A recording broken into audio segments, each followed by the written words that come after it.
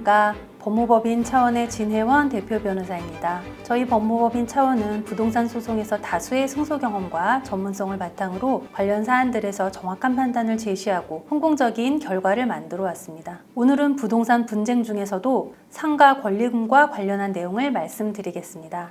오늘 소개해드릴 승소 판례는 서울중앙지방법원 사건입니다. 법원은 임대인이 임차인이 주선한 신규 임차인에게 점포 매수를 요구해서 협상이 결렬된 사안에서 임차인의 임대인에 대한 손해배상 청구를 인용하였습니다. 먼저 사건의 사실관계를 살펴보겠습니다. 이 사건 원고는 피고로부터 점포를 임차하여 16년간 매년 임대차 계약을 갱신하면서 음식점을 영업해왔습니다. 원고가 16년 전에 음식점을 인수할 때 종전 임차인에게 지급했던 권리금은 4천만 원이었습니다. 그러던 중 원고는 신규 임차인과의 사이에서 권리금 5천만 원의 점포 임차권을 양도하기로 하였는데 피고가 그 신규 임차인에게 점포의 매매를 제안해서 협상하던 중 신규 임차인이 단시일 내에 점포를 매수할 여력이 없다고 해서 결국 교섭이 결렬되었습니다. 이후 피고가 점포를 매각하고 새로운 소유자가 원고에게 임대차 계약 갱신 의사가 없다고 통지를 했습니다. 이에 원고는 이 사건 소를 제기해서 자신이 피고에게 신규 임차인을 주선했음에도 피고가 정당한 이유 없이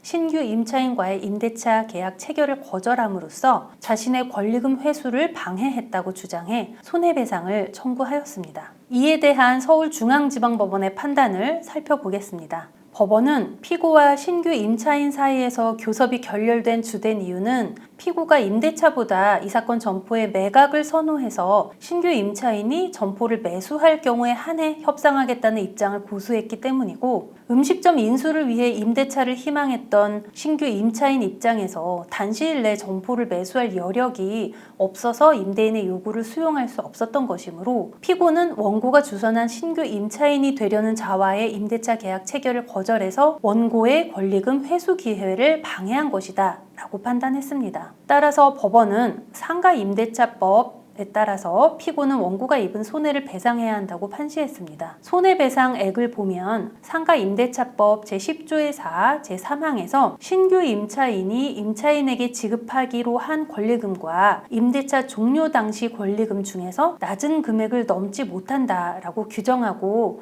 있기 때문에 이 사건의 경우도 그 조문에 따라 신규 임차인이 원고에게 지급하기로 했던 권리금이 5천만 원이었고 16년 전에 원고가 종전 임차인에게 지급했던 권리금이 4천만 원이며 신규 임차인과 약정한 권리금 5천만 원은 원고가 16년 동안이나 동일 장소에서 영업을 하면서 일정한 명성을 이어온 음식점 양도에 수반되는 대가나 영업적 가치이므로 임대차 종료 당시 권리금보다 높은 금액은 아닐 것이다 라고 판단하여 이 사건 손해는 최소한 5천만 원으로 인정된다고 판시했습니다. 오늘 살펴본 판례 사안에서는 임대인이 정당한 사유 없이 임차인이 주선한 신규 임차인이 되려는 자에게 점포를 매수할 경우에 한해서 협상하겠다라는 입장을 고수해서 법원이 이를 권리금 회수 기회 방해 행위로 평가하고 임대인에게 손해배상 책임을 인정하였습니다. 이와 같이 임대인이 새로운 임차인과의 권리금 계약을 방해한 사정이 있을 때 소송을 통해 손해배상을 청구하는 경우라면 임대인의 방해 행위에 관한 증거를 잘 수집해서 입증하는 부분이 중요하겠습니다. 각 사안마다 권리금 회수 방해 행위의 내용이나 경위가 다르고 그에 대한 법원의 판단도 달라질 수 있습니다. 상가 권리금과 관련해 해결 방안을 찾고 계시는 분들은